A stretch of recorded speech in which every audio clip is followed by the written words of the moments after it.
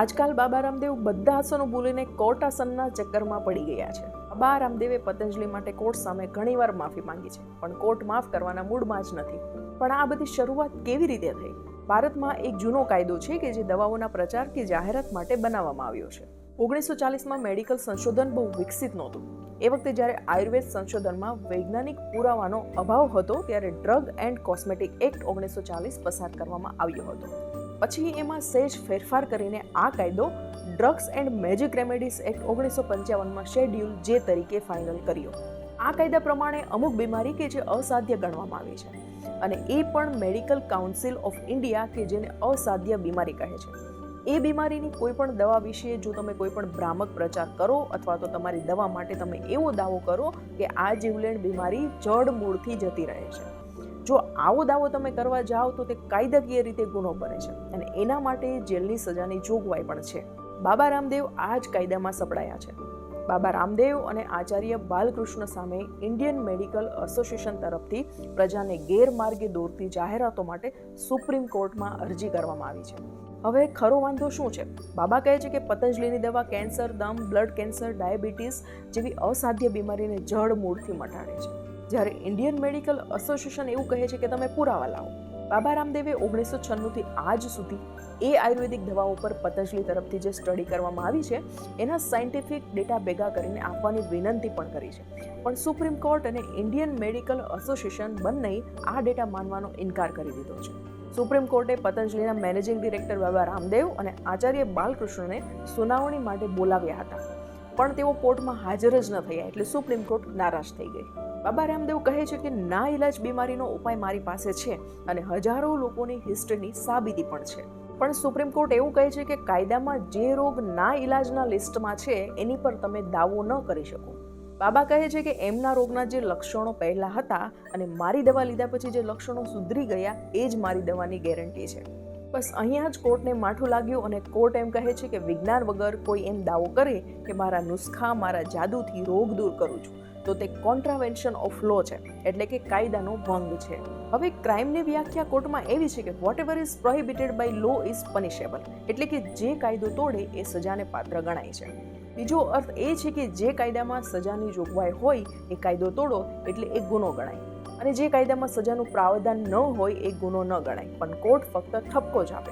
બાબાએ કાયદો તોડીને ગુનો કર્યો છે એમ સુપ્રીમ કોર્ટ કાયદાના આધારે માને છે. બાબાએ કહ્યું કે રોગ મટે છે એનો પુરાવો છે, તો ઇન્ડિયન મેડિકલ એસોસિએશન એવું કહે છે કે સાયન્ટિફિક પુરાવા નથી, ફક્ત લોકો તરફથી મૌખિક રીતે એવું કહેવાય છે કે મને દવાની અસર થઈ છે. હવે મુશ્કેલી ક્યાં થઈ છે? બાબા રામદેવના યોગ અને ઉપચારને કારણે એલોપેથિક સારવાર અને દવાની કંપનીઓને ભારે ફટકો પડ્યો છે. પતંજલિ 1 લાખ કરોડના બિઝનેસ પર પહોંચી ગયું છે, એટલે ભારતમાં 3 મોટી કંપનીઓ હિન્દુસ્તાન લીવર, ડાબર અને નેસ્લેની ઊંઘ હરામ થઈ ગઈ છે. ભારતમાં સવારે ઉઠીને બ્રશ કરી શેમ્પૂ, ક્રીમ અને તેલ લગાડીને તમે તૈયાર થાવ એટલા 2 કલાકમાં 3 મોટી કંપનીઓની 63% પ્રોડક્ટ ભારતવાસીઓ વાપરે છે. બાબા રામદેવે આ 63%ના ભાગમાં ગાબડું પાડી દીધું છે. ડાબર 79 અબજ રૂપિયાના ટર્નઓવરમાં પતંજલિ સામે 93 અબજના ટર્નઓવર સામે હારી ગયું છે. નેસ્લે ઇન્ડિયાના 93 અબજ ટર્નઓવર સામે પતંજલિ સમોવડિયું બની ગયું છે. હિન્દુસ્તાન લીવર સામે જીતવા પતંજલિ થોડા કદમ જ દૂર છે, પણ 2 વર્ષમાં પતંજલિ આગળ નીકળી જશે. પતંજલિની સફળતા એ કંપનીની પ્રોડક્ટ નથી, પણ ભારતના લોકો સ્વભાવે આયુર્વેદિક છે. ઘરગથ્થુ ઉપચાર એ ભારતવાસીઓના સ્વભાવમાં છે, જે પતંજલિ, ડાબર અને જંડુ જેવી કંપનીઓને સફળ બનાવે છે, જે વિદેશી કંપનીઓને ખૂંચી રહ્યું છે. ઇન્ડિયન મેડિકલ એસોસિએશનને એવી બીક છે કે એલોપેથીમાં લોકો ઓછું માનતા થશે તો ડોક્ટરોની સામે ચેલેન્જ વધી જશે. જેને પેટમાં દુખતું હશે એણે શેકેલું જીરું ખાવાને બદલે ડોક્ટર પાસે જઈને એલોપેથી દવા લેવી જોઈએ એવું ઇન્ડિયન મેડિકલ એસોસિએશન માને છે. બાબા રામદેવ સામે મુશ્કેલી એ છે કે જાહેરમાં એ ટીવી પર રોગનો આયુર્વેદિક ઉપચાર જ કહી દે છે અને એવું પણ સાથે કહે છે કે જો તમે આ ઉપચાર ન કરી શકો તો પતંજલિ બ્રાન્ડની દવા લેજો, એમાં બધું જ છે. બસ આ વાત મેડિકલ એસોસિએશનને ખટકે છે. હવે મૂળ વાત પર આવું તો બાબા રામદેવની કઈ ભૂલ માટે સુપ્રીમ કોર્ટને વાંકું પડ્યું છે? બાબાએ એક પ્રેસ કોન્ફરન્સ પણ કરી અને પોતાના પર કેસ થયો છે એવી વાત કરી. પ્રેસ કોન્ફરન્સમાં ફક્ત એટલું જ કહ્યું કે હું પુરાવા ભેગા કરી રહ્યો છું. બસ સુપ્રીમ કોર્ટે કહ્યું કે તમે પ્રેસ કોન્ફરન્સ કેમ કરી? આ બીજો ગુનો જેને કન્ટેમ્પ્ટ ઓફ કોર્ટ કહેવાય. બાબાએ આ સમયે માફી પણ માંગી, પણ બાબાની માફીનો સ્વીકાર ના થયો. હવે ઓરિજિનલ કેસ જે અસાધ્ય બીમારીને સાજા કરવા બાબતે હતો એ સાઈડમાં મુકાઈ ગયો અને કોર્ટની અવમાનના એટલે કે કન્ટેમ્પ્ટ ઓફ કોર્ટ એ મુખ્ય કેસ બની ગયો.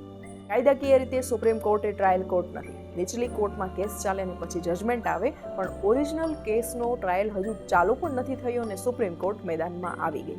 ટ્રાયલ કોર્ટમાં જઈને સરકારનું મંત્રાલય નક્કી કરે કે કયા લાયસન્સનો ભંગ થયો છે, એ પછી જ ચુકાદો આવે. સુપ્રીમ કોર્ટને ટ્રાયલ કોર્ટમાં કેસ ચાલે એની સામે વાંધો નથી, પણ બાબા રામદેવ અસાધ્ય રોગોને મટાડી આપવાની ગેરંટી લે છે એની સામે 1940ના કાયદાનો ભંગ થાય છે, એ મોટો વાંધો છે. બાબા રામદેવે કોવિડ વખતે એક દલીલ કરી હતી કે કોરોનાની વેક્સિન લીધા પછી પણ 2000 ડોક્ટરો મરી ગયા હતા. ટૂંકમાં એલોપેથી પણ ક્યાં સત્ય છે? આ વાત સુપ્રીમ કોર્ટે ભ્રામક પ્રચાર તરીકે ગણી લીધી. હવે કોકડું ક્યાં ગૂંચવાયું છે? ઇન્ડિયન મેડિકલ એસોસિએશન એવું કહે છે કે કોવિડમાં ડોક્ટરો શહીદ થયા અને રામદેવ બાબા એવું કહે છે કે દવા લીધા પછી પણ મરી ગયા. પણ સામે સુપ્રીમ કોર્ટે પણ એક ભૂલ કરી નાખી છે. ઉત્તરાખંડની સુપ્રીમ કોર્ટની બેન્ચના એક જજ અહસાનુદ્દીન અમાનુલ્લાહ એવું બોલ્યા કે I will rip you of, તમારા ચિત્રા ઉડાડી નાખીશ. શું સુપ્રીમ કોર્ટના જજ આવી ધમકી આપી શકે? આ જજ પર આખા દેશના બધા ન્યાયાધીશોએ આવું ખરાબ બોલવા પર તિરસ્કાર વરસાવ્યો છે, એટલે સુપ્રીમ કોર્ટનો વારો પણ માફી માંગવાનો આવ્યો છે. બીજી બાજુ ઇન્ડિયન મેડિકલ એસોસિએશનના ચેરમેન જે.એ. જયપાલે હિન્દુ ધર્મ, ચર્ચ અને આયુર્વેદ આ ત્રણેયને જોડીને એક વિવાદાસ્પદ ટિપ્પણી કરી કે ભારત સરકાર સાંસ્કૃતિક મૂલ્ય અને હિન્દુત્વમાં પરંપરાગત માન્યતાને કારણે આયુર્વેદ સાથે આધુનિક દવાને બદલવાનો પ્રયાસ કરી રહી છે.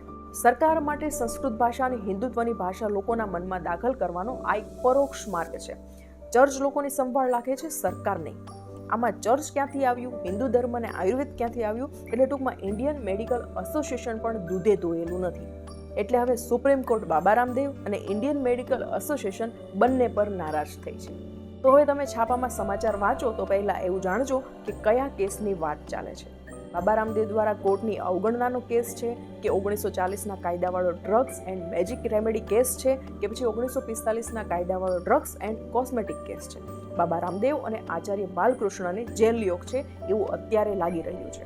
અને હા, એટલું ચોક્કસ જાણજો કે દવાની કંપનીઓની માફિયાગીરી અને એલોપેથી ડોક્ટરની સાંઠગાંઠ એક કાયદાની આડમાં આવેલા રામદેવ અને પતંજલિને પતાવવાના મૂડમાં છે.